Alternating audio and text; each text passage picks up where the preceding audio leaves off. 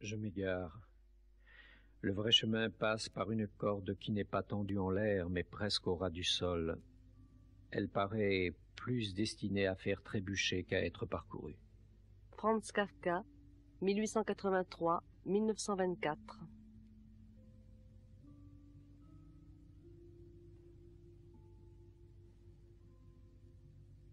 En 1956, après ma libération de prison, Edward Goldstücker. je suis retourné à l'université comme professeur de la littérature allemande et je considérais comme la tâche la plus importante pour les germanistes tchécoslovaques de s'occuper de la littérature allemande créée en Prague, en Tchécoslovaquie, c'est-à-dire en premier lieu Franz Kafka.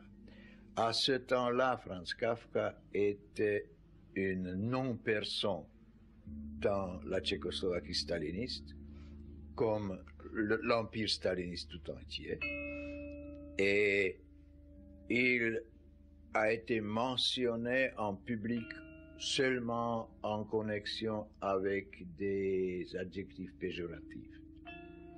Et c'est pourquoi j'ai proposé d'inviter des auteurs qui écrivaient sur Kafka et étaient marxistes, des auteurs marxistes, parce que je voulais qu'on discute si les accusations de la part du soi-disant marxisme soviétique, staliniste, que Kafka est une influence nuisive pour la jeune génération, que Kafka est un décadent bourgeois, si c'est vrai.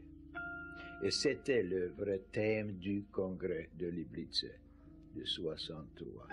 La conclusion du congrès était que ces accusations sont fausses et qu'il n'y a pas de raison pour ne pas donner la possibilité aux œuvres de Kafka d'être traduites et publiées en Tchécoslovaquie et dans des autres pays du bloc soviétique.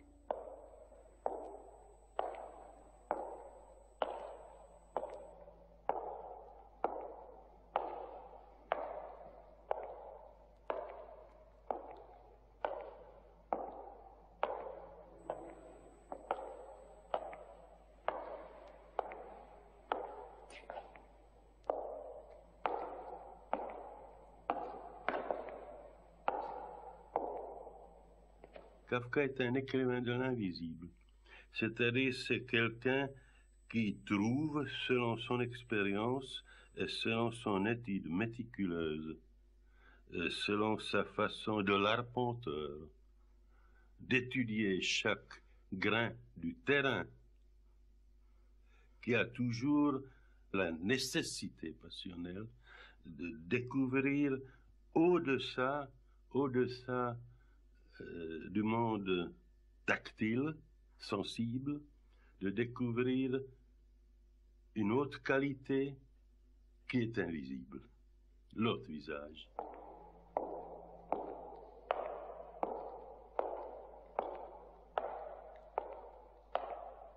Oui, il faut commencer par dire, je crois, ce qu'il était, ou plutôt ce qu'il n'arrivait pas à être, ou ce qu'il ne savait pas être.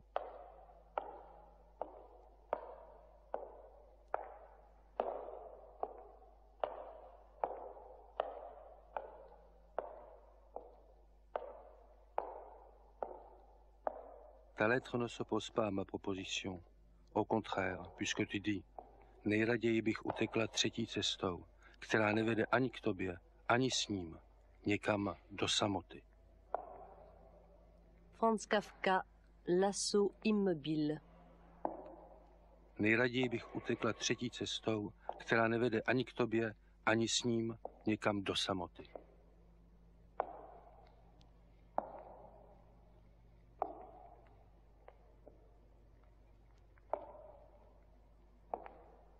Quelqu'un comme Kafka ne pouvait pas venir de notre milieu que du milieu de l'Autriche-Hongrie et spécialement de la ville qui était le centre des contradictions nationales à ce temps-là très aiguës entre Tchèques et Allemands.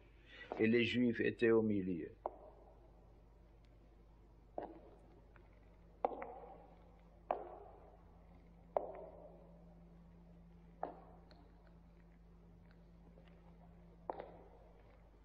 Vous savez, en ce qui concerne Kafka, Kafka vivait dans une époque différente de la nôtre, de la mienne comme de la vôtre surtout. Ivo Fleischmann. Kafka essentiellement est un auteur de Bohème, de Prague, mais à l'époque de l'Empire austro-hongrois, où la situation était très différente de celle d'après 1918. Et la formation de Kafka s'était faite fin de siècle et au début du siècle. C'est-à-dire la République tchécoslovaque est créée en 1918 et c'était les quelques dernières années de la vie de Kafka qu'il a vécu partiellement dans cette nouvelle République tchécoslovaque. Mais il est difficilement acceptable de penser que c'était un écrivain tchécoslovaque. Non, c'était un écrivain du royaume de Bohême. Il était écrivain de langue allemande et ça s'était expliqué surtout pour des raisons d'ordre social. À l'époque de Kafka, et encore plus tard, même pendant que dans ma jeunesse, la distinction entre les habitants de la Bohême, y compris entre les habitants vivant à Prague, la différence était linguistique.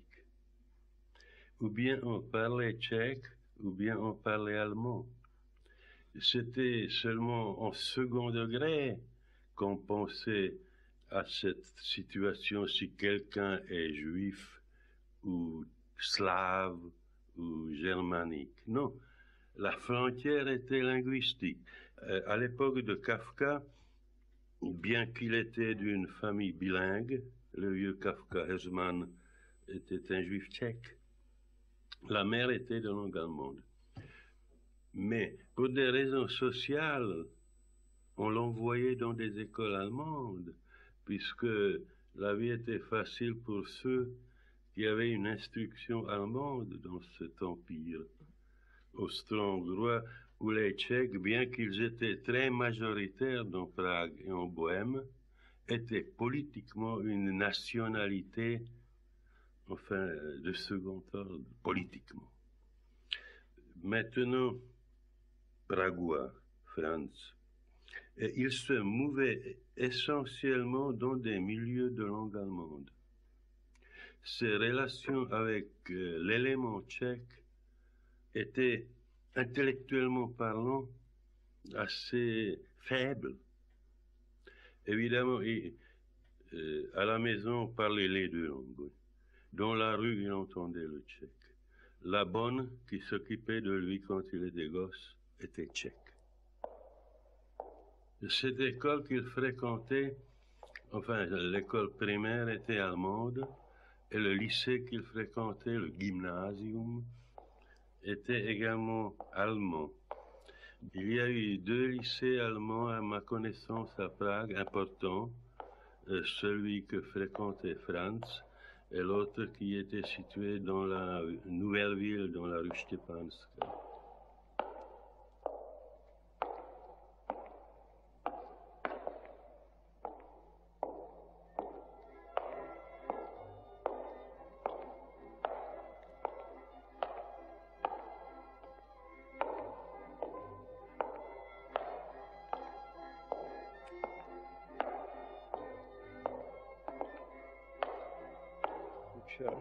Ergeben dem Herrn, aber mit einem bösen Seitenblick auf K., musste nun doch im Pelz heruntersteigen und begann, sehr zögernd,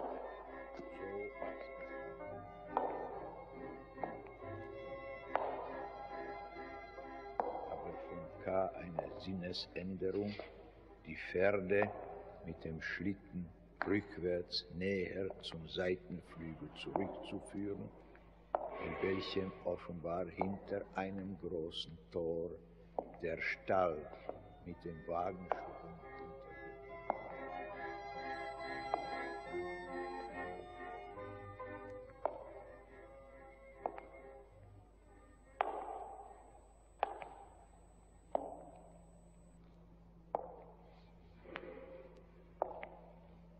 toute cette enfance et toute cette première jeunesse se passe sur quelques hectares de la ville de Prague, c'est-à-dire c'est la vieille ville, et ce sont les environs de la place de la vieille ville, cette énorme place historique, n'est-ce pas?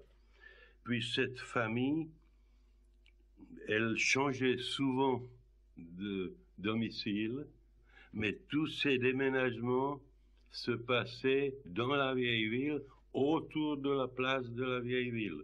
C'est-à-dire qu'ils recherchaient un appartement plus commode, etc. Et la famille également, au fur et à mesure, devenait plus aisée, puisque le père avait des succès commerciaux. Eh bien, il cherchait à mieux se loger. Mais tout ça, c'était dans un endroit assez restreint. Et qu'est-ce qu'elle a de particulier, la vieille ville, précisément, selon vous? La vieille ville de Prague est une partie de Prague chargée d'histoire, d'histoire des Tchèques, et évidemment également de l'histoire de la minorité juive dans Prague, puisque dans la vieille ville, à l'époque, pas quand Kafka vivait, mais avant sa naissance, pendant des siècles, se trouvait le ghetto de Prague. C'était l'endroit où les Juifs étaient forcés d'habiter et de ne pas en sortir. C'est-à-dire, c'est chargé d'histoire et c'est chargé également de mythes, de légendes et de choses extrêmement détaillées de la vie séculaire pragoise. Par exemple, ce qui a dû lui traverser souvent par l'esprit, ce sont les vieilles légendes juives dans Prague. À quelques pas du lieu où il vivait, où il habitait, par exemple, se trouvent les vieilles synagogues pragoises, surtout la vieille synagogue vieille neuve, qu'on appelait, avec toute l'histoire, très chargée du kabbalisme pragois, avec une des légendes les plus connues à travers le monde, l'histoire du golem et du Rabbi Löw, n'est-ce pas, qui a créé ce robot, ce mécanisme. Ceci, il le savait certainement.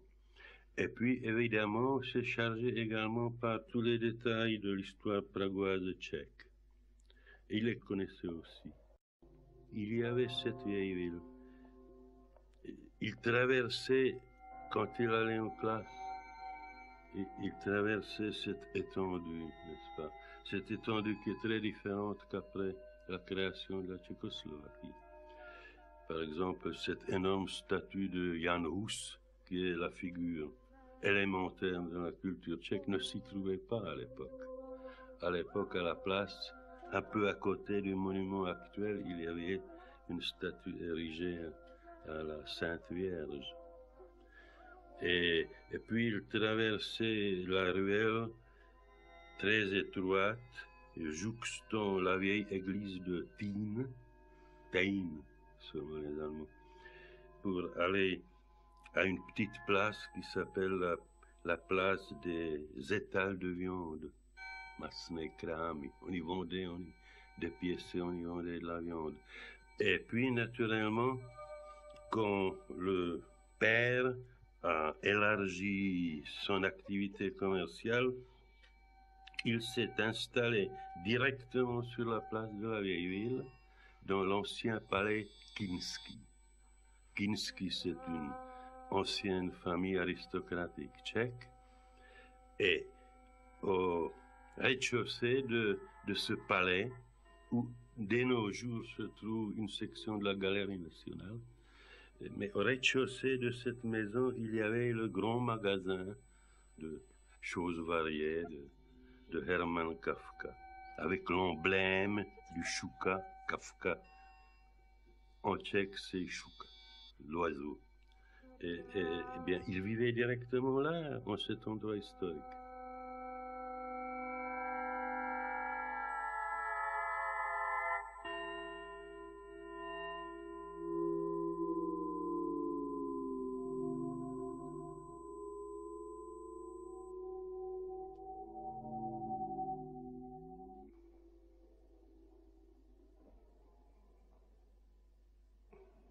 Dans mon tas de terre, naturellement, je peux tout rêver, je peux même rêver une entente, bien que je sache parfaitement que cela ne puisse pas exister et que dès l'instant où nous nous verrons, que dis-je, où nous nous sentirons à proximité l'un de l'autre, nous sortirons griffes et dents avec un nouvel appétit, même si nous sommes repus tous les deux au même moment, pas une seconde plus tôt, pas une seconde plus tard, avec une égale folie.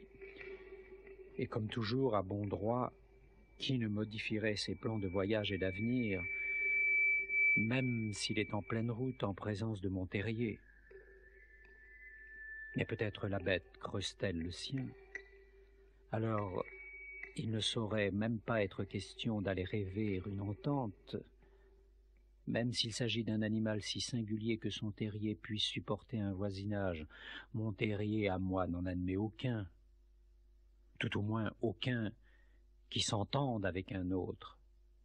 Pour le moment, évidemment, la bête semble être très loin. Si elle se retirait encore un petit peu plus, je pense que le bruit disparaîtrait aussi, et peut-être tout s'arrangerait-il encore, comme dans l'ancien temps. Je n'aurais fait qu'une expérience pénible, mais bienfaisante. Elle me pousserait à opérer les plus diverses modifications.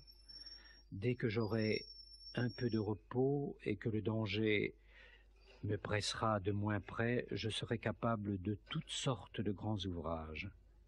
Peut-être, étant donné les formidables possibilités que lui accorde sa puissance de travail, la bête renoncera-t-elle à étendre son terrier dans la direction du mien et se dédommagera-t-elle ailleurs? Là non plus, naturellement, ce ne sera pas par des négociations qu'on obtiendra un résultat. Il faudra que l'animal comprenne de lui-même ou que je lui impose ma volonté. Dans les deux cas, il est très important de savoir s'il connaît mon existence et ce qu'il en connaît. Plus j'y réfléchis, plus il me semble invraisemblable qu'il m'ait entendu. Il est possible, bien que je trouve personnellement la chose inconcevable, qu'il ait eu, je ne sais comment, de vagues renseignements sur moi, mais il ne m'a sûrement pas entendu. Tant que je n'ai rien su de lui, il n'a jamais pu m'entendre car je restais silencieux. Il n'y a rien de plus silencieux que la scène de mon retour au terrier, quand nous nous retrouvons après une longue absence. Et ensuite, quand j'ai fait les fouilles pour mes recherches, il aurait fort bien pu m'entendre, bien que ma façon de forer fasse extrêmement peu de bruit. Mais s'il m'avait réellement entendu, je l'aurais nécessairement remarqué. Il aurait dû s'arrêter fréquemment pour épier au cours de sa besogne. Or, il ne s'est pas produit de changement.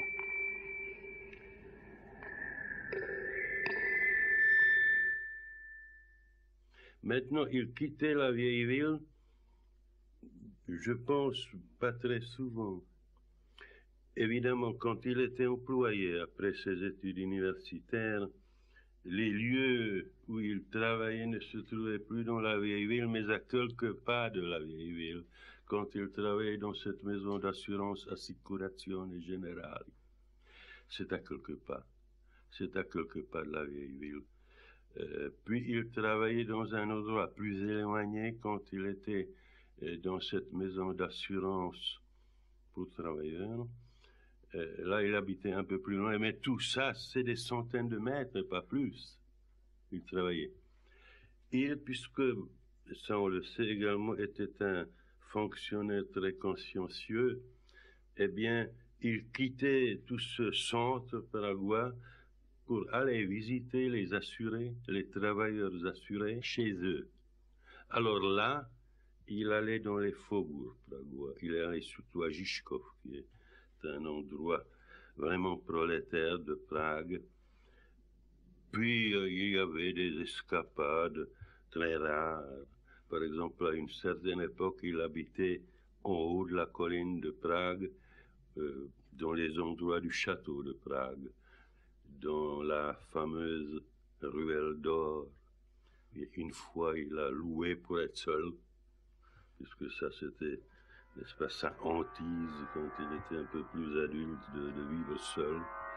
Eh bien, il habitait dans la ruelle d'or, très connue, n'est-ce pas, puisqu'au XVIIe siècle, le château de Prague était occupé par l'empereur, par Rodolphe Habsbourg, et qui était un être extraordinairement curieux, qui avait des lubies. Il était un peu fantasque. On disait qu'il était à moitié fou, Rodolphe. Et il emmenait dans Prague un tas de gens extraordinairement bizarres de partout. Et également, il invitait à Prague des alchimistes, des gens qu'il forçait à créer l'or. Et il a construit pour eux une petite ruelle avec des petites maisonnettes où il y avait des fourneaux et où ces alchimistes étaient censés découvrir la fabrication de l'or. C'est pourquoi ça s'appelle la ruelle d'or. Et dans une de ces petites maisonnettes, naturellement abandonnées par les alchimistes, une fois Kafka établi son logis.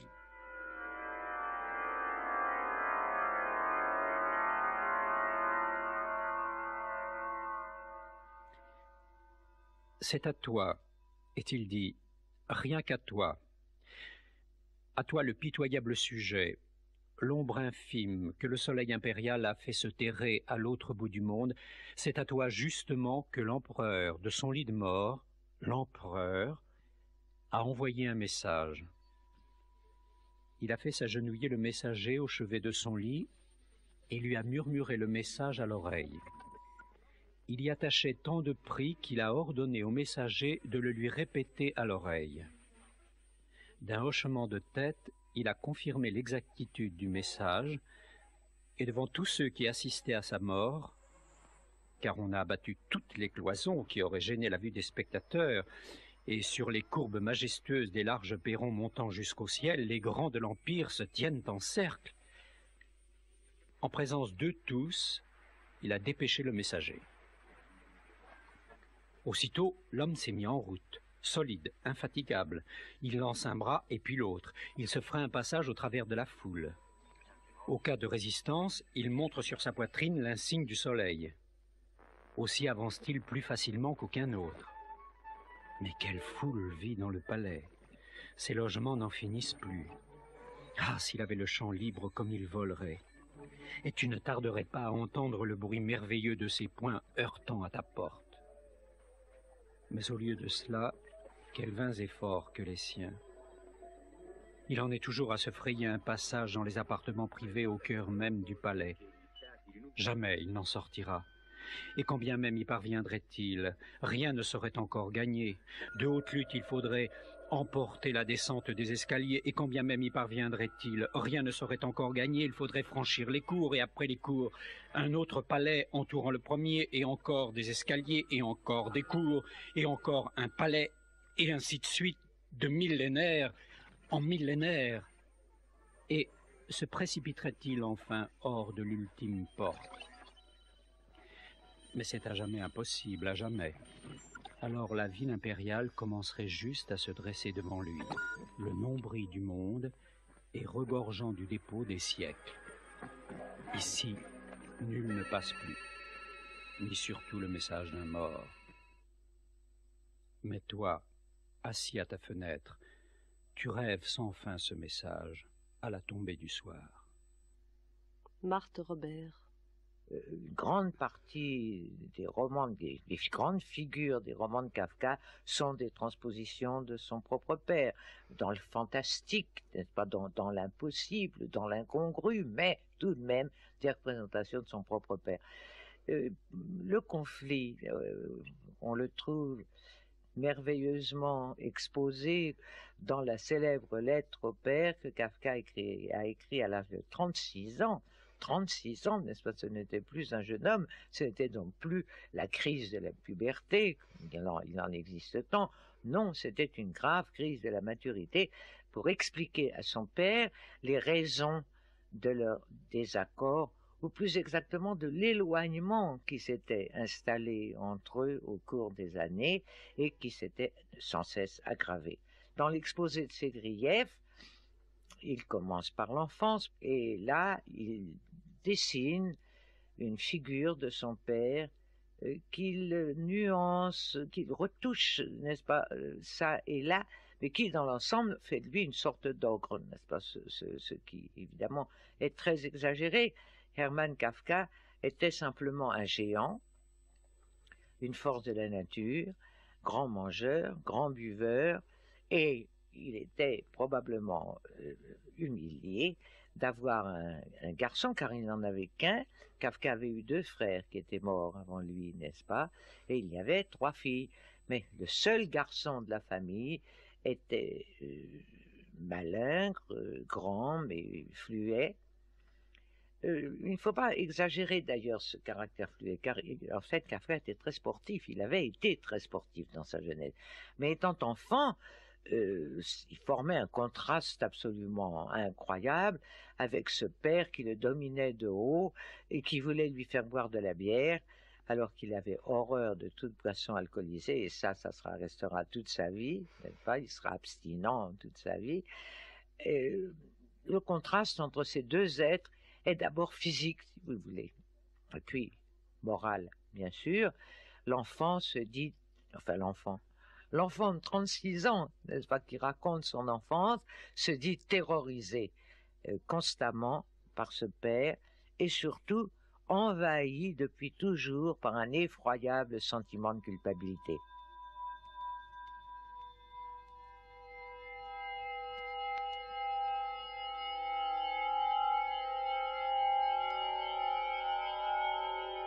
Le père et la mère s'adoraient, et ça, c'est un trait qu'on retrouve très discrètement marqué dans l'œuvre de Kafka, mais qu'on retrouve partout. Pas dans les histoires de famille, qui sont nombreuses, le père et la mère sont liés, on pourrait presque dire, contre les enfants. Kafka a ressenti ça certainement très fort dans son enfance.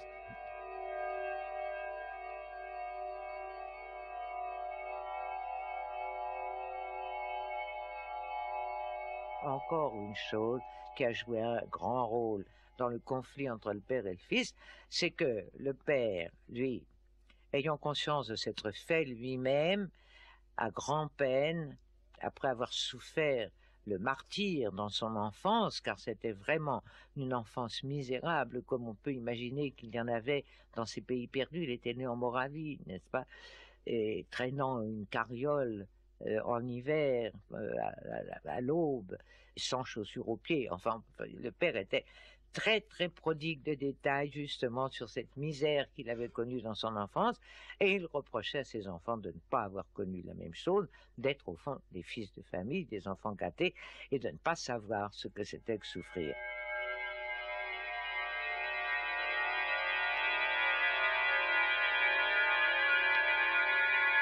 De mes premières années, je ne me rappelle qu'un incident. Peut-être t'en souviens-t-il aussi. Une nuit, je ne cessais de pleurnicher en réclamant de l'eau. Non pas assurément parce que j'avais soif, mais en partie pour vous irriter, en partie pour me distraire. De violentes menaces répétées plusieurs fois étant restées sans effet, tu me sortis du lit, me portas sur la pavlatch et m'y laissa un moment seul, en chemise, debout devant la porte fermée. Je ne prétends pas que ce fut une erreur. Peut-être t'était-il impossible alors d'assurer le repos de tes nuits par un autre moyen.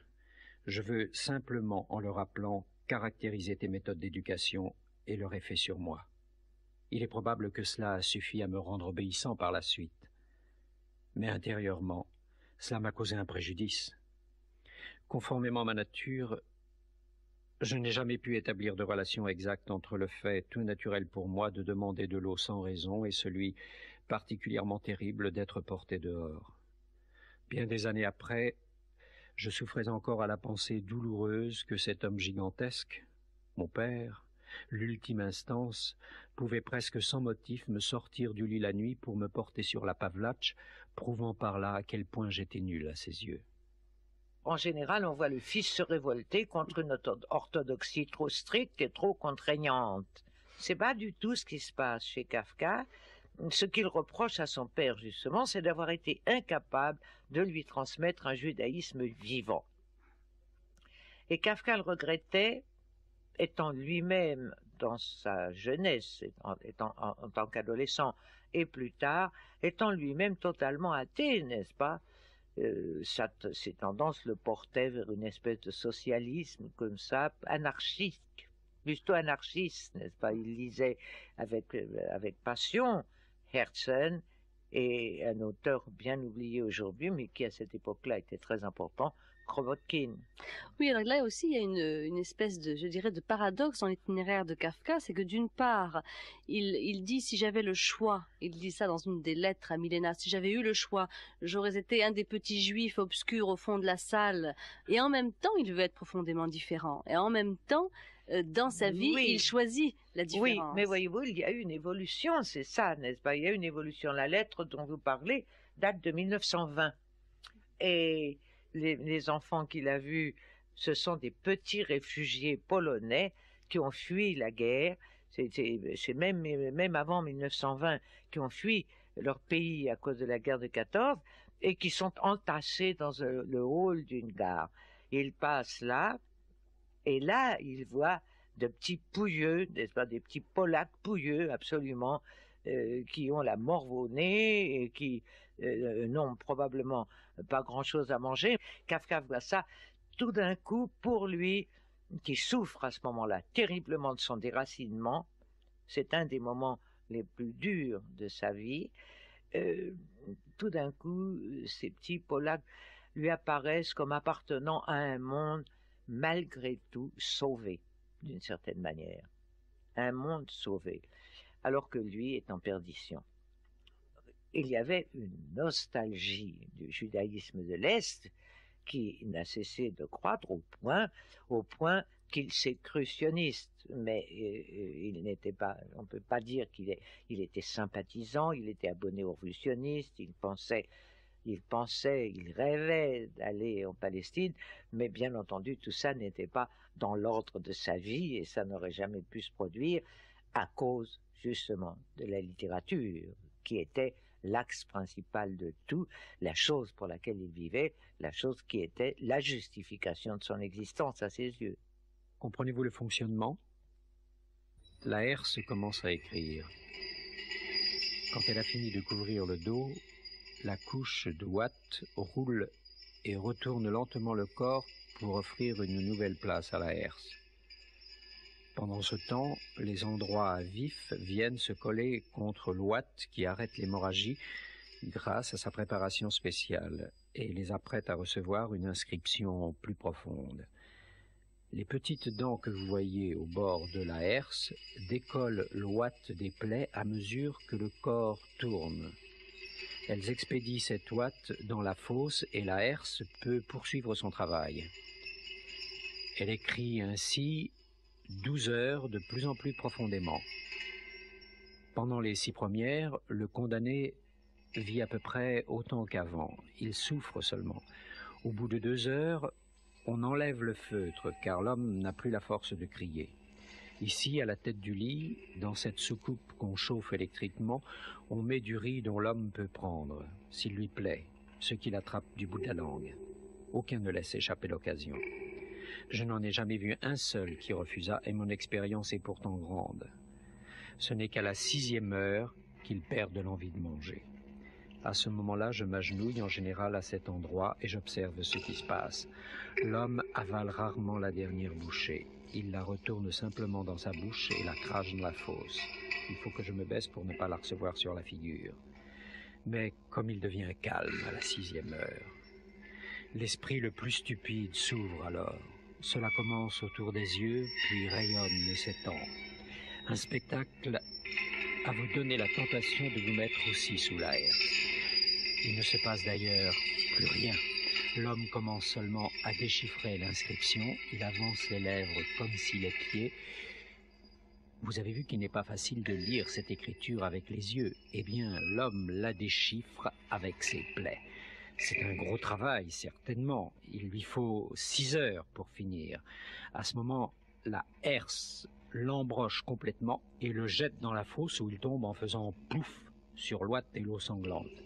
La justice a fini son œuvre. Moi et le soldat, nous enterrons le corps.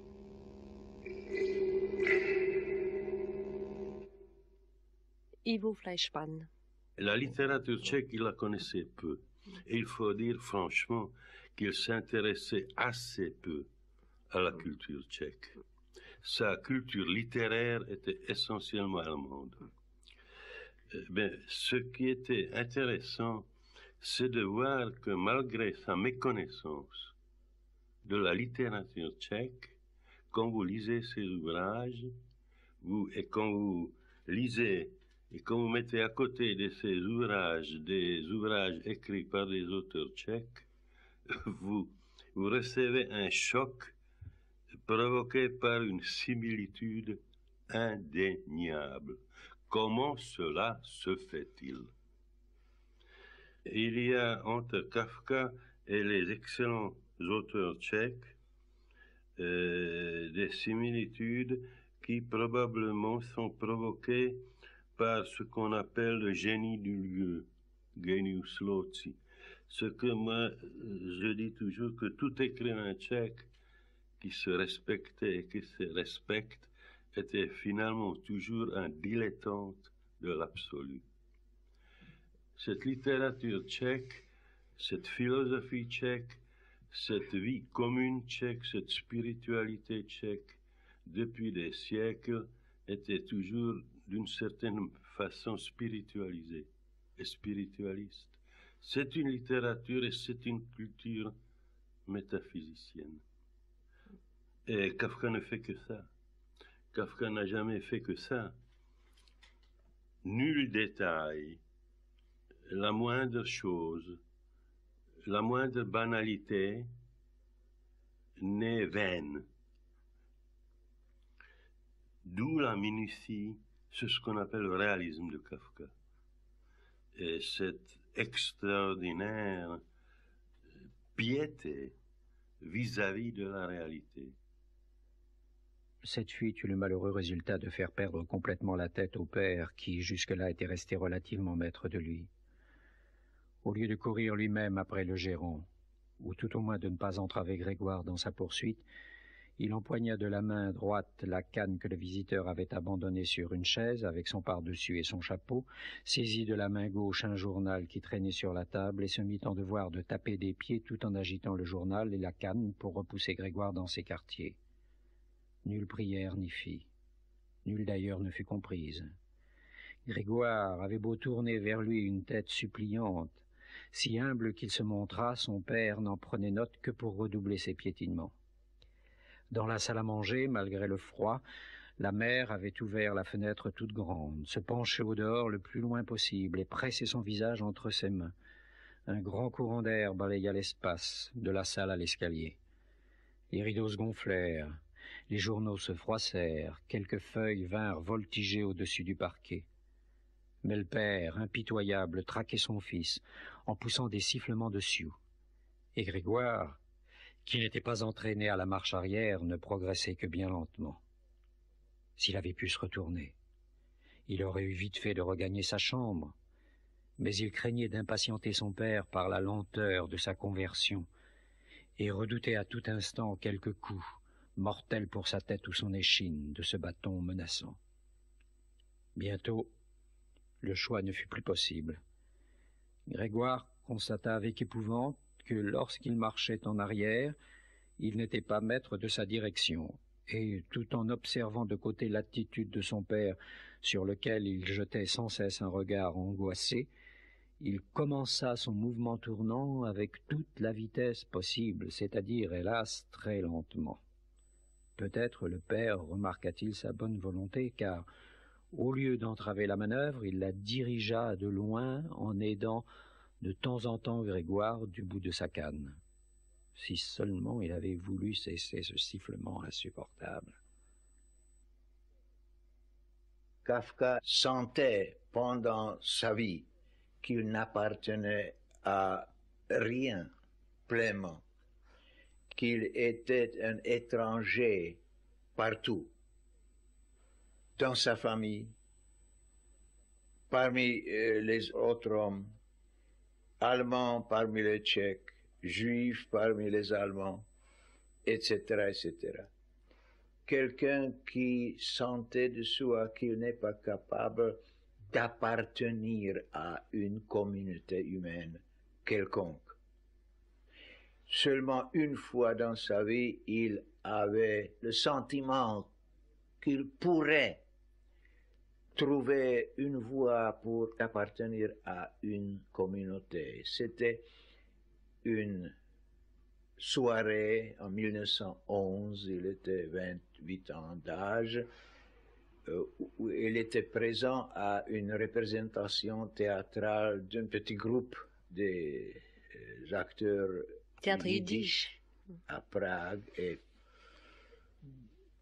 tout d'un coup, il était terriblement surpris par la vague de sentiments qui lui donnait l'illusion, je pourrais peut-être participer à la conscience ou sous-conscience collective de cette sorte. Et ce sentiment d'étrangeté est le sentiment le plus profond et le plus constant chez Kafka. Après ce qu'il en est, j'étais un animal des bois qui ne vivait presque jamais dans la forêt. Je me terrais n'importe où dans un sale fossé, sale en raison de ma seule présence, naturellement. Lorsque je vis, au grand soleil, la chose la plus merveilleuse que j'eusse jamais aperçue. Je ne songeais plus à rien, je m'oubliais totalement. Je me suis levé, je me suis approché, craintif, au sein de cette liberté nouvelle qui me rappelait pourtant l'air natal. Je me suis approché malgré ma peur et je suis arrivé jusqu'à toi. Que tu étais bonne. Je me suis couché à tes pieds, comme si j'en avais le droit, et j'ai posé mon visage dans tes mains. Je me suis senti heureux, fier, libre, puissant. Chez moi. Tellement chez moi. Toujours tellement chez moi. Mais au fond, je n'étais que la bête, je n'appartenais qu'à la forêt, je ne vivais ici au grand jour que par ta grâce. Sans le savoir, j'avais tout oublié, je lisais mon destin dans tes yeux. Cela ne pouvait durer. Tu ne pouvais éviter, même en me caressant de la main la plus bienveillante, de découvrir en moi des singularités qui relevaient de la forêt, de cette origine, de cette véritable patrie. Il a fallu te donner, fallu te répéter ces explications sur la peur qui me torturait, toi aussi, mais injustement, comme si j'avais les nerfs à nu. J'ai senti quelle plaie répugnante je représentais dans ta vie et quel obstacle universel. Cette obsession n'a cessé de grandir. Je me suis souvenu de ce que j'étais. Je n'ai plus lu d'illusions dans tes yeux. J'ai eu peur, comme dans les rêves où l'on craint de se conduire en propriétaire dans un endroit où l'on se trouve en intrus. Cette peur, je l'ai éprouvée dans la réalité. J'ai dû retourner à mes ténèbres. Je ne supportais pas le soleil. J'étais désespéré comme une bête égarée. Je me suis mis à courir aussi vite que je pouvais, obsédé par l'idée si je pouvais l'emporter. Et par celle qui s'y oppose, peut-il faire noir où elle se trouve? Tu me demandes comment je vis? Voilà comment. Édouard Goldstücker. Il y avait deux sortes d'antisémitisme à Prague, l'un tchèque, l'autre allemand.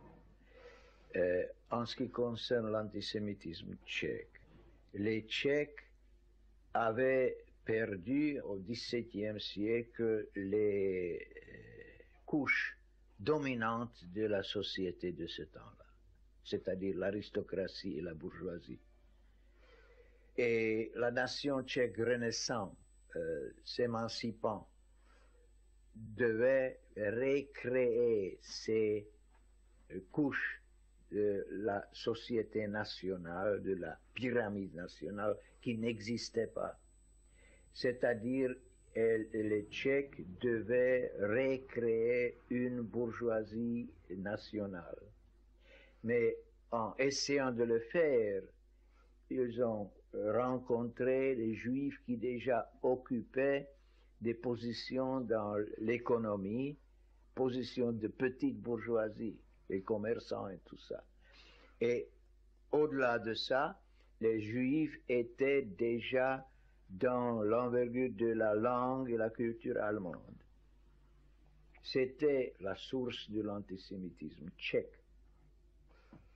En ce qui concerne l'antisémitisme allemand, les Allemands avaient besoin des Juifs à Prague pour élargir leur possibilité d'être élus à la représentation communale de Prague, pour les voix des Juifs, parce que les Juifs étaient mis au même niveau de citoyenneté comme les autres, comme les non-Juifs, et ils avaient le droit de vote.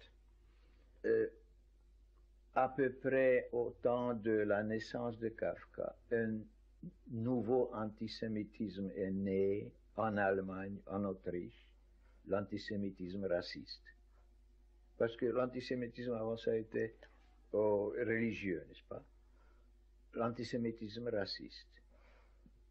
Et les universités, il y a deux universités allemandes à Prague, l'université Charles et l'université technique, étaient depuis les années 90 le centre de cet antisémitisme raciste.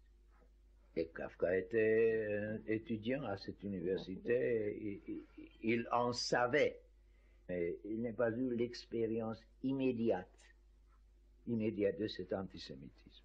Oui, en revanche, il aura l'expérience de toute l'idéologie sioniste qui va progressivement arriver et avoir une tentation d'une espèce de terre promise, d'un lieu qui serait la Palestine et auquel il renonce. Mais non, vous savez, en ce qui concerne Kafka et les idéologies, Kafka n'est pas un homme qui peut être réduit sous le toit de n'importe quel isme de son temps. Au XVIe siècle, quand Erasme de Rotterdam ne voulait pas faire partie du camp luthérien ou anti-luthérien, on l'appelait homo per se. Et Kafka est un exemple de ce homo per se qui essayait de connaître toutes les idéologies, mais ne pouvait pas accepter pleinement aucune d'elles.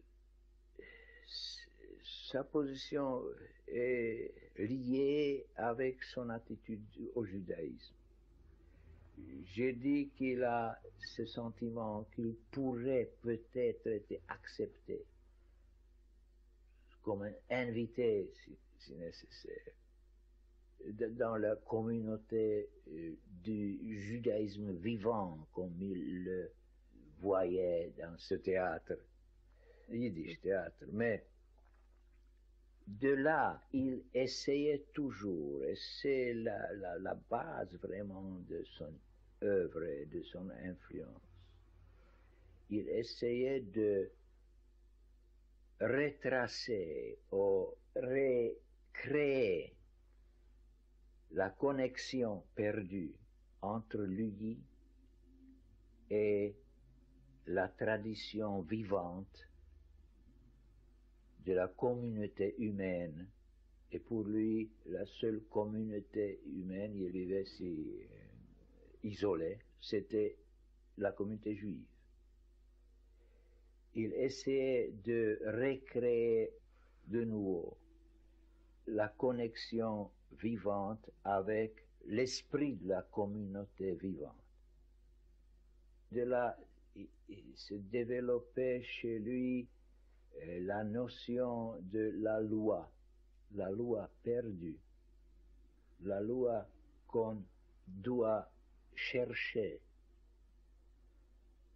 Et de là, c'est le point où Kafka est une influence universelle, parce que toute l'humanité moderne vit dans la conscience ou le sentiment que nous avons perdu quelque chose qui était très important au passé, qui donnait la possibilité à nos ancêtres de vivre une vie pleine, d'être des personnalités non divisées, et que nous devons essayer de réinventer ou retrouver cette loi perdue. Devant la porte de la loi se tient un gardien. Ce gardien voit arriver un homme de la campagne qui sollicite accès à la loi. Mais le gardien dit qu'il ne peut le laisser entrer maintenant. L'homme réfléchit, puis demande si, alors, il pourra entrer plus tard. C'est possible, dit le gardien, mais pas maintenant. Comme la grande porte de la loi est ouverte, comme toujours, et que le gardien s'écarte, l'homme se penche pour regarder à l'intérieur. Quand le gardien s'en aperçoit, il rit et dit « Si tu es tellement attiré, essaie donc d'entrer en dépit de mon interdiction. Mais sache que je suis puissant, et je ne suis que le dernier des gardiens. De salle en salle, il y a des gardiens de plus en plus puissants. La vue du troisième est déjà insupportable même pour moi. » L'homme de la campagne ne s'attendait pas à de telles difficultés. Le judaïsme comprend 3 grands livres. La Bible, que l'on appelle l'Ancien Testament, le Talmud, qui en est le commentaire, et la Kabbale, qui en est le commentaire ésotérique. Le mot Kabbale lui-même ne désigne pas un livre précis, mais un genre, une sorte de courant qui se caractérise par la capacité d'accueil et de recueillement, étant donné que le mot Kabbalah en hébreu ne veut pas dire tradition, comme on le dit souvent, mais acceptation, réception. Joël Ashkenazi. On distingue dans le commentaire de l'écriture que constitue la Kabbale 4 niveaux. Le sens simple, le sens éthique et historique, le sens allusif et le sens secret ou mystique. Il semble que Kafka ait eu accès à cette quadruple position vis-à-vis du texte, puisqu'il met l'accent sur l'allusion et non pas sur l'allégorie, et surtout, il met l'accent sur le fait que le sens dernier est tellement secret qu'il en arrive à être inaccessible. D'où l'œuvre inachevée de Kafka, de la Kabbale d'abord, et ensuite de Kafka, qui donne à son œuvre une dimension qu'on pourrait appeler à la fois cosmique et spirituelle, lorsqu'il dit par exemple l'écriture est une prière, et ce qui donne à Kafka une dimension. La loi est pourtant censée être accessible à tous à tout moment, pense-t-il. Mais en examinant de plus en plus près le gardien dans sa pelisse, avec son grand nez pointu, sa longue barbe de tartare maigre et noire, il se résout à attendre tout de même qu'on lui donne la permission d'entrer. Le gardien lui donne un tabouret et le fait asseoir à côté de la porte. Il y reste des jours, des années. Il fait de nombreuses tentatives pour être admis et fatigue le gardien par ses prières. Le gardien lui fait fréquemment subir de petits interrogatoires, lui pose toutes sortes de questions sur son pays et sur bien d'autres choses, mais ce sont des questions posées avec indifférence, comme le font les gens importants, et conclut à chaque fois en disant qu'il ne peut toujours pas le laisser entrer. L'homme, qui s'est muni de beaucoup de choses pour ce voyage, les utilise toutes, si précieuses soient-elles, pour soudoyer le gardien. Celui-ci accepte bien tout, mais en disant « J'accepte uniquement pour que tu sois sûr de ne rien avoir négligé. » Il y a dans le château toute une atmosphère d'irréalité anonyme où chacun a l'impression de parler à personne, où les objets ont l'air absolument sans objet, et où finalement Kafka se trouve perdu. Et donc c'est cet anonymat qui est à la base de l'échec de Kafka, qui cherche sans arrêt comment aboutir. Dans toute la tradition juive, on pense le texte biblique comme un ensemble de chambres ou de palais qui ouvrent sur des portes qui elles-mêmes se referment aussitôt ouvertes. C'est-à-dire, on cherche la clé du sens, on avance au fur et à mesure, mais au fur et à mesure que l'on a trouvé la solution, surgit une nouvelle question dont on n'a pas la clé. Pendant toutes ces années, l'homme observe le gardien, presque sans interruption. Il oublie les autres gardiens, et ce premier gardien lui semble être l'unique obstacle qui l'empêche d'accéder jusqu'à la loi. Il maudit le hasard malheureux, à voix haute et sans retenue les premières années. Par la suite, avec l'âge, il ne fait plus que grommeler dans son coin. Il retombe en enfance. Étudiant le gardien depuis des années, il connaît même les puces de son col de fourrure et il supplie jusqu'à ses puces de l'aider à fléchir le gardien. Finalement, sa vue baisse et il ne sait pas s'il fait réellement plus sombre autour de lui ou bien si ce sont seulement ses yeux qu'il trompe. Mais il distingue bien dans l'obscurité une lueur que rien n'éteint et qui passe par la porte de la loi. Alors il n'a plus longtemps à vivre.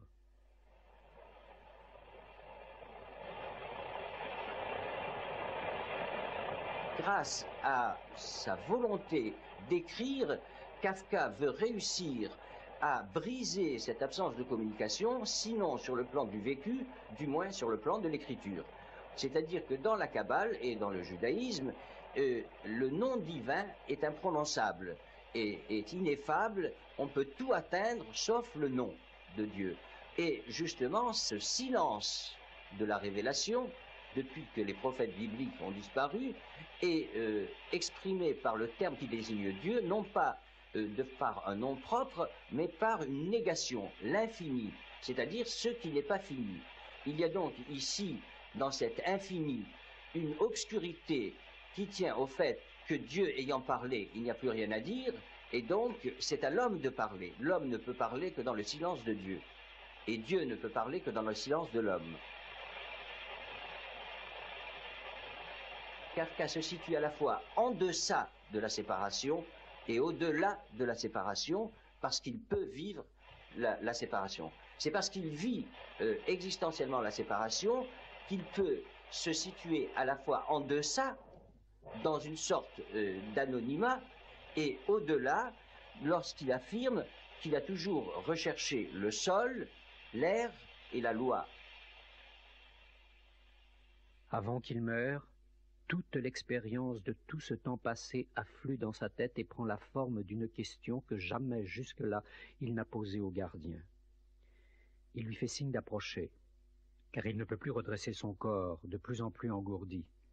Le gardien doit se pencher de haut, car la différence de taille entre eux s'est accentuée nettement au détriment de l'homme. « Qu'est-ce que tu veux encore savoir ?» dit le gardien, « tu es insatiable. » « N'est-ce pas, dit l'homme, tout le monde voudrait tant approcher la loi ? Comment se fait-il qu'au cours de toutes ces années, il n'y ait eu que moi qui demande à entrer ?» Le gardien se rend compte alors que c'est la fin, et pour frapper encore son oreille affaiblie, il hurle « Personne d'autre n'avait le droit d'entrer par ici, car cette porte t'était destinée à toi seul. Maintenant je pars, et je vais la fermer. »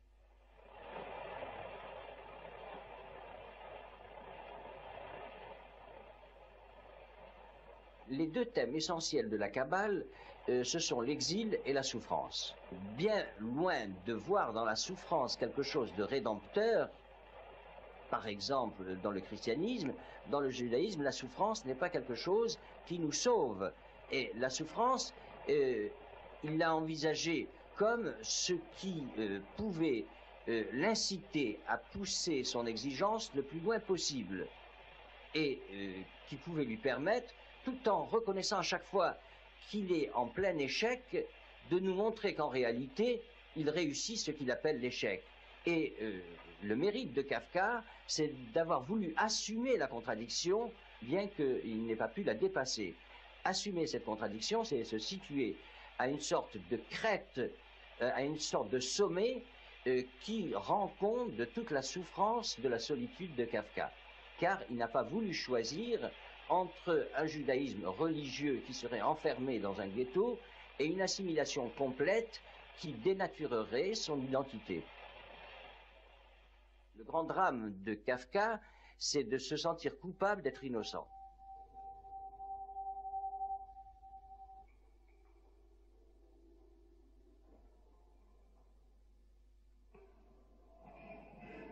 La cage frappa l'attention d'un inspecteur qui faisait sa tournée, et il demanda aux employés pourquoi on laissait au rencard, rempli de paille moisie, cette cage, si utilisable. Personne ne le sut, sauf un, qui finit par se souvenir de l'artiste. On remua la paille à la fourche, et on y trouva le jeûneur. « Tu jeûnes toujours ?» demanda l'inspecteur. « Quand cesseras-tu donc enfin ?»« Pardonnez-moi tous, souffla le jeûneur. Seul l'inspecteur, qui tenait l'oreille contre la grille, le comprit.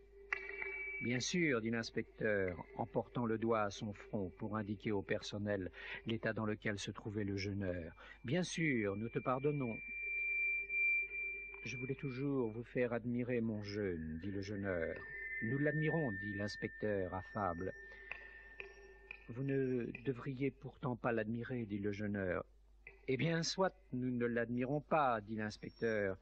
Et pourquoi ne devons-nous donc pas l'admirer ? Parce que je suis obligé de jeûner, je ne saurais faire autrement, dit le jeûneur.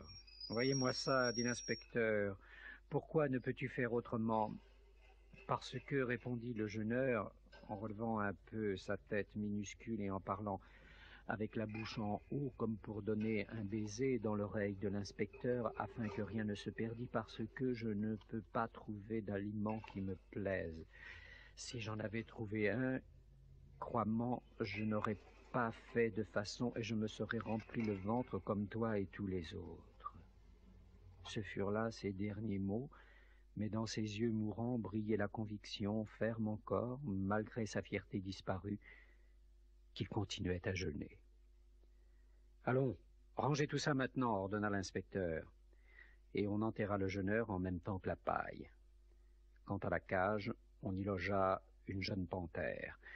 Ce fut, même pour les plus stupides, un sensible soulagement de voir ce féroce animal se démener dans cette cage si longtemps déserte. La bête, elle, ne manqua de rien. La nourriture lui plaisait, et les gardiens la lui portaient sans barguigner.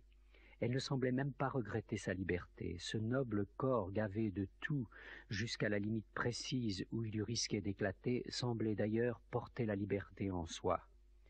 Elle devait s'être logée dans quelque coin de sa mâchoire, et la joie de vivre jaillissait du fond de sa gueule avec une flamme si violente qu'il n'était pas facile au spectateur de lui tenir tête.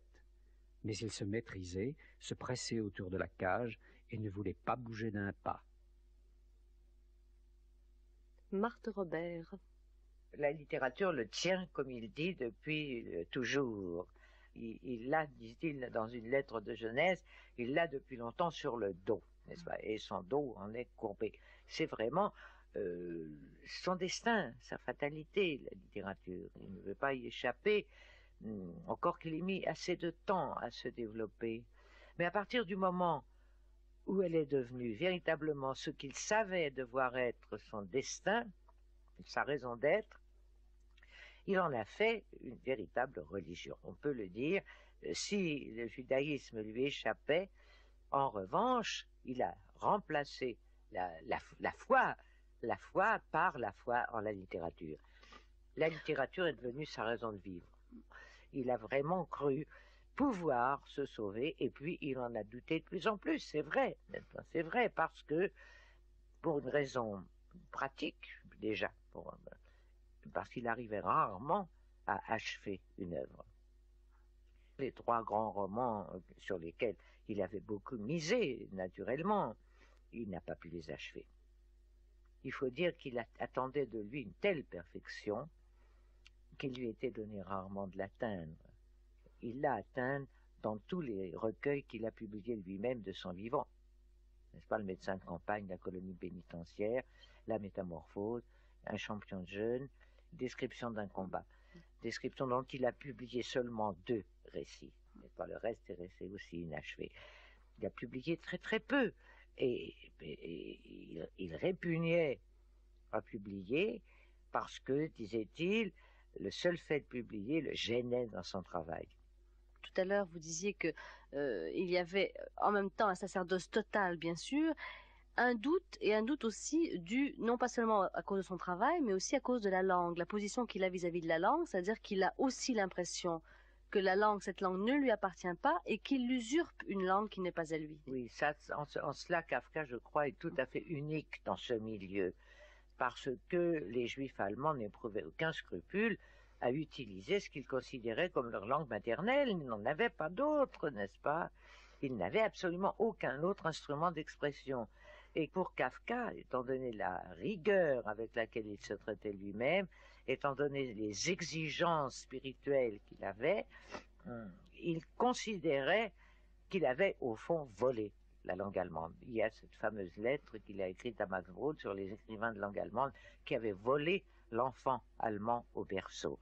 Mais ça a été une des grandes chances de son art, parce que, ayant conscience d'utiliser d'un instrument qui n'était pas à lui, et bien décidé à ne pas y toucher, si j'ose dire, il s'est servi d'un allemand neutre, d'une prose qui, au fond, était l'équivalent à peu près de l'allemand de chancellerie qu'on employait dans les bureaux de l'ancienne monarchie. Et c'est ça qui donne à son œuvre, parce que c'est traversé quand même de grands moments lyriques, mais sans aucune invention verbale, sans aucun néologisme, sans aucun archaïsme, sans rien qui puisse marquer la patte d'un écrivain qui s'empare de quelque chose. Kafka ne s'est pas emparé de l'allemand, il a voulu le laisser tel qu'il l'avait trouvé. Il y a aussi d'ailleurs là-dedans une satire, une ironie, parce que, sachant qu'il n'avait d'allemand et d'Autrichien que ses papiers d'état civil, il décide, au fond, de se servir de ses papiers d'état civil pour faire sa prose elle-même, n'est-ce pas? Comme s'il avait voulu dire, eh bien, je ne suis autrichien ou allemand que sur le papier, eh bien, sur le papier, j'emploierai le langage qu'on emploie pour me donner ma carte d'identité. Ergeben dem Herrn, aber mit einem bösen Seitenblick auf K., musste nun doch im Pelz heruntersteigen und begann, sehr zögernd, so als erwarte nichts, nicht vom Herrn einen Gegenbefehl, aber von K. eine Sinnesänderung, die Pferde mit dem Le cocher, docile aux ordres de son maître, dut alors descendre malgré sa fourrure. Mais il jeta sur K un regard de rancune et commença avec 1000 hésitations, comme s'il se fût attendu non point à un contre-ordre du maître, mais à un changement d'avis de K, à faire reculer les chevaux vers l'aile du bâtiment dans laquelle devaient se trouver l'écurie et la remise des voitures. K resta seul. D'un côté, le traîneau partait, de l'autre, par le même chemin que K avait pris pour venir, le jeune monsieur s'en allait, tous deux très lentement, il est vrai, comme pour montrer à K qu'il avait encore le pouvoir de les faire revenir. Et peut-être avait-il en effet ce pouvoir, mais il ne lui eût servi à rien. Rappeler le traîneau eût été se chasser soi-même. Il resta donc muet, seul maître de la place, mais c'était une victoire sans joie. Il suivait des yeux tour à tour le monsieur et le cocher. Le monsieur avait déjà atteint la porte par laquelle K était entré dans la cour. Il regarda une dernière fois en arrière. K crut lui voir hocher la tête devant une telle obstination, puis le monsieur se retourna d'un geste brusque et définitif et pénétra dans le vestibule où il disparut aussitôt. Le cocher resta plus longtemps. Le traîneau lui donnait beaucoup de peine. Il dut ouvrir la lourde porte de la remise, le faire entrer à sa place à reculons, dételer les chevaux et les mener au râtelier. Il fit tout cela gravement, l'air absorbé, sans nul espoir de repartir. Ce muet trafic, qu'il n'accompagna d'aucun regard du côté de K, fit à celui-ci l'effet d'un reproche beaucoup plus dur que l'attitude du monsieur. Et quand enfin son travail terminé, le cocher traversa la cour de son pas lent et balancé, ferma le grand portail, revint, tout cela toujours lentement et sans regarder autre chose que la trace de ses propres pas dans la neige, puis s'enferma dans l'écurie, la lumière s'éteignit. Pour qui fut-elle demeurée? Et il ne resta plus de brillant que la fente de la galerie de bois qui retenait un peu le regard au passage. Alors K éprouva l'impression qu'on avait coupé avec lui toute liaison. Il n'était maintenant que trop libre. Il pouvait attendre à l'endroit interdit aussi longtemps qu'il le voudrait. Il s'était conquis cette liberté comme nul autre ne l'aurait su, et personne n'avait le droit de le toucher, ni de le chasser, ni même de l'interpeller, mais, et cette conviction était au moins aussi forte que l'autre, rien n'était non plus si dépourvu de sens, ni si désespéré que cette liberté, cette attente et cette intangibilité. Il a toujours considéré que sa vie était ratée parce qu'il avait, et c'est ça qui le torturait aussi énormément, il avait le désir profond d'être un homme comme tout le monde, ayant une famille, une femme, des enfants, un travail qui lui permette de gagner sa vie, manuel de préférence, et ça, la littérature y faisait obstacle justement. Alors, cet idéal de vie qu'il aurait voulu atteindre était constamment contrecarré par cette vocation qu'il sentait irrésistible. Il écrit dans une lettre de jeunesse à son ami Oscar Polak, « Dieu ne veut pas que j'écrive, mais moi je dois ». Il avait 18 ans à cette époque-là, et ça a été comme ça toute sa vie. Il y avait donc un conflit, et un conflit qu'il a tranché, enfin on ne peut pas dire qu'il est tranché, mais qui s'exprimait sous forme de dilemme. On peut dire que pour Kafka, c'était écrire ou vivre, c'est-à-dire écrire sans vivre ou vivre sans écrire. Il ne concevait pas que les deux fussent possibles. Ça, c'est absolument capital, et c'est ce qui a fait son malheur. Connais-tu l'histoire de Casanova quand il s'évade des plombs de Venise? Oui, tu la connais. Il y esquisse un tableau de la vie de Cachot au fond des culs de basse-fosse, dans le noir et l'humidité, au niveau des lagunes. On croupit sur une planche, l'eau arrive presque à la hauteur de cette planche et monte encore avec la marée. Mais le pire, ce sont les rats d'eau, féroces. On les entend piauler, ils tiraillent, ils déchirent, ils rongent. On leur dispute le pain, je crois. Et surtout, ils attendent. Ils attendent avec impatience qu'on tombe de la planche à bout de force. Voilà le genre de tes histoires, effrayantes, inconcevables, et surtout à la fois aussi proches et aussi lointaines que l'est à l'homme son passé. On croupit en haut sur la planche, ce qui ne donne pas au dos une ligne bien gracieuse, les pieds 100 kilos également, on a peur, et pourtant on n'a rien d'autre à faire que de regarder les gros rats noirs. Ils vous crèvent les yeux au milieu de la nuit, et finalement on ne sait plus si on est en haut ou en bas. On piaule comme eux et on ouvre une grande bouche, avec les dents qui se voient au fond. Allons, allons, ne raconte pas de pareilles histoires, à quoi riment-elles? Allons, allons, je te pardonnerai ces bestioles à une seule condition, que tu les chasses de chez toi.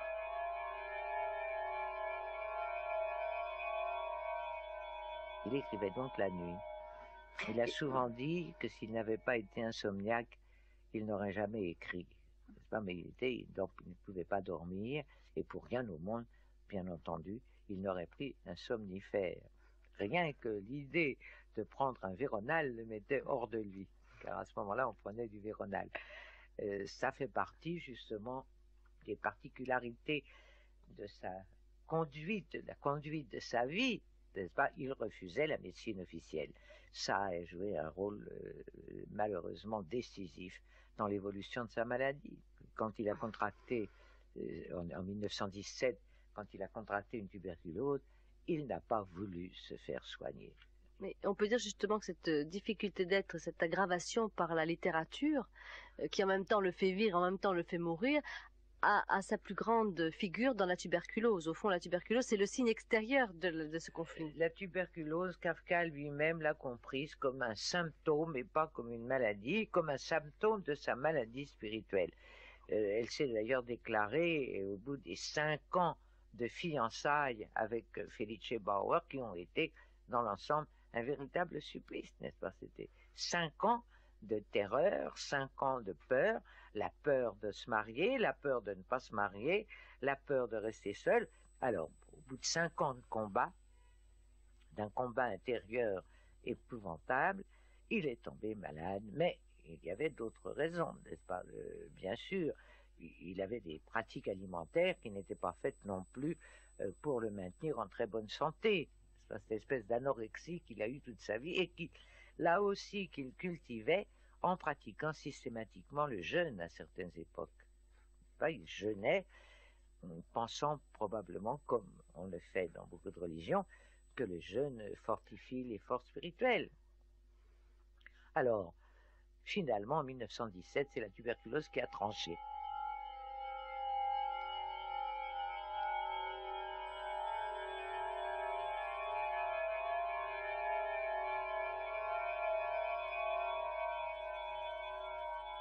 Quelquefois, les enfants nous apportent des chats. Une fois, ils ont même apporté 2 agneaux. Mais contrairement à leur attente, ces rencontres n'ont provoqué aucune scène de reconnaissance. Les bêtes se sont considérées de leurs yeux de bêtes avec le plus grand calme. Elles ont pris réciproquement leur existence comme une donnée de la création. Il utilise la forme de la fable comme il utilise dans quantité de récits la chronique, l'épopée, la légende, le mythe. Il utilise à peu près toutes les formes classiques que l'on peut trouver dans l'histoire de la littérature. Kafka les a utilisées. Et c'est ce qui donne à ces récits leur ton, justement, à la fois fantastique, parce que le contenu n'a rien de classique, bien entendu, mais la forme l'est. Et c'est ce qui fait son originalité parmi tous les écrivains de son époque, qui étaient tous plus ou moins sous la coupe de l'expressionnisme, n'est-ce pas? Alors que Kafka s'en est très tôt détaché, pour prendre justement cette manière, c'est ce que j'appellerais la suprême ironie de l'auteur contemporain, qui pour dire le jamais dit, le jamais vu, le jamais su, si vous voulez, emploie les formes les plus banales qui soient, en tout cas comme cadre formel. C'est à mon avis ce qui fait sa modernité. Et en effet, la forme de la fable lui donne des possibilités infinies pour exploiter des sujets, un sujet plus exactement qui lui tient particulièrement au cœur, c'est cette espèce de déracinement, d'impossibilité de savoir qui il est, cette division qu'il sent en lui, cette scission intérieure, et qui fait qu'il ne sait jamais où il est, ni qui il est, à quel monde il appartient, s'il est juif, ou s'il est allemand, s'il est pragois, ou s'il est un écrivain, ou s'il est un amateur. Kafka avait horreur du dilettantisme, et le fait qu'il ne consacrait pas toute sa vie à la littérature lui donnait la crainte d'être un dilettante, n'est-ce pas, ce qui était pour lui la pire chose imaginable, être un dilettante dans son art. Il y a en particulier un texte admirable qui a été publié par lui d'ailleurs, qui s'appelle Un croisement. C'est un des textes les plus bouleversants qui soit. Il s'agit d'une bête qui est mi-chat, mi-agneau, et qui a encore quelque chose du chien. Et cette bête est si malheureuse, elle n'appartient à aucun ordre, n'est-ce pas? Son maître ne sait pas quoi en faire, elle n'appartient à aucune espèce, elle n'a aucun congénère, personne ne lui ressemble. Le maître l'a reçu en héritage, bien entendu, ça c'est transparent, n'est-ce pas? C'est ce que Kafka a reçu de ses ancêtres, cette impossibilité d'être quelque part et d'être un, et la fatalité d'être double ou même triple. Et cet héritage, donc, le mieux qu'il pourrait lui arriver, c'est d'être livré au couteau du boucher.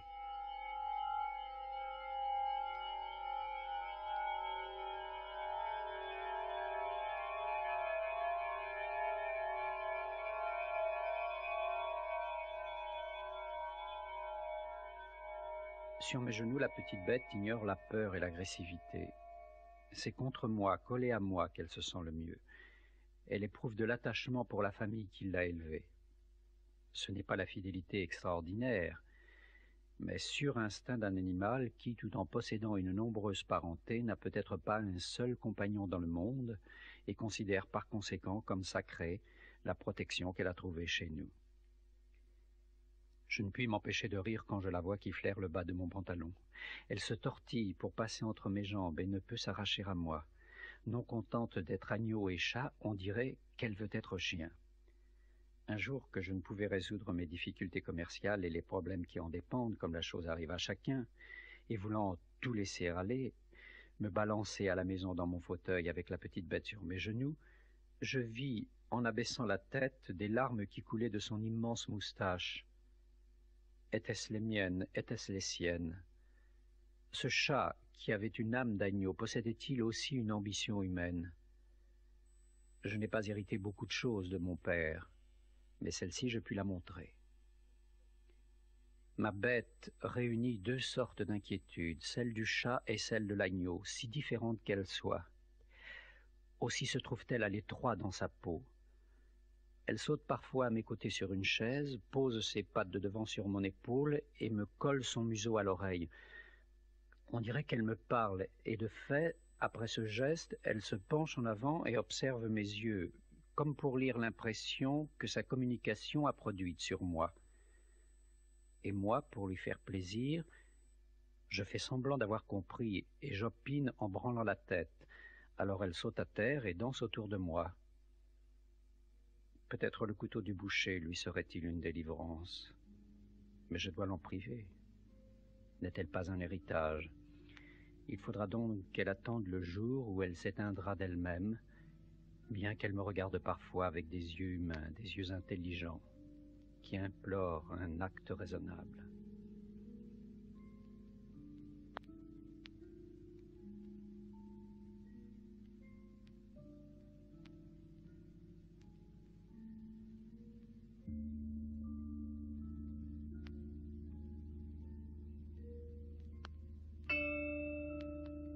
Franz Kafka, L'assaut immobile, une émission de Marie-Christine Navarro. En ce qui concerne la réception de Kafka parmi les Tchèques, c'était, comme vous dites, Milena Jesenska qui traduisait pendant les dernières années de la vie de Kafka quelques petits textes. Il a consenti. Après sa mort, Kafka a été redécouvert en Bohême parmi les Tchèques par les catholiques. Deux éditeurs provinciaux catholiques ont publié des petits textes de Kafka dans les éditions bibliophiles. Le plus long était la Métamorphose. C'était dans la seconde moitié des années 20. Et ensuite? Ensuite, il n'y avait rien. Un petit incident très intéressant, très symbolique. En 1935, la première traduction du Château de Kafka est parue à Prague, dans une petite édition très jolie. C'était l'association la plus importante des artistes qui l'a publiée. Elle n'était pas vendue. En 1939, quand les hitlériens occupaient Prague, ils trouvaient les restes de cette publication et les anéantis en 1939. Et après, pendant la guerre, pendant l'occupation nazie, Kafka a commencé à exercer une grande influence sur des petits groupes des artistes en Tchécoslovaquie.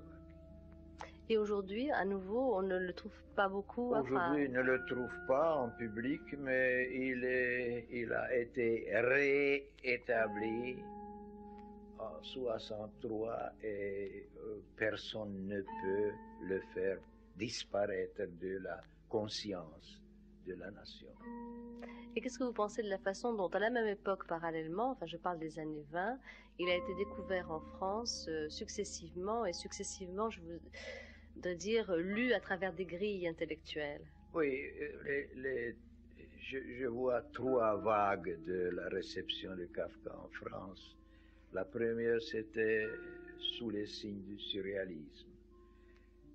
Vous savez que André Breton a découvert Kafka et l'a publié dans son anthologie célèbre de l'humour noir en 1930.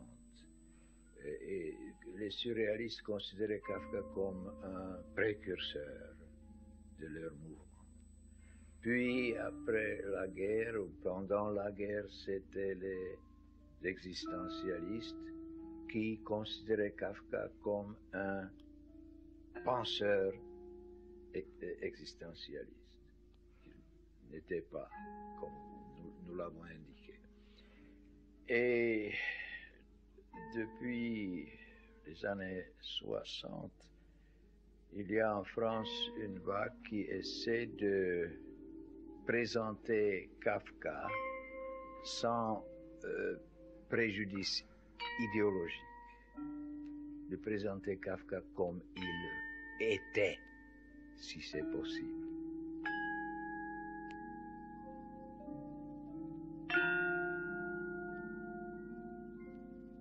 Édouard Gauche-Tucker, Ivo Fleischmann, Marthe Robert, Joël Ashkenazi. Texte de Franz Kafka, lu par Jean-Claude Jay et Michel Fleischmann. Bruitage de Greg Bursault et les hamsters Mona Lisa. Équipe de réalisation, Simone Ronget, Vincent Deck et Claude Giovanetti.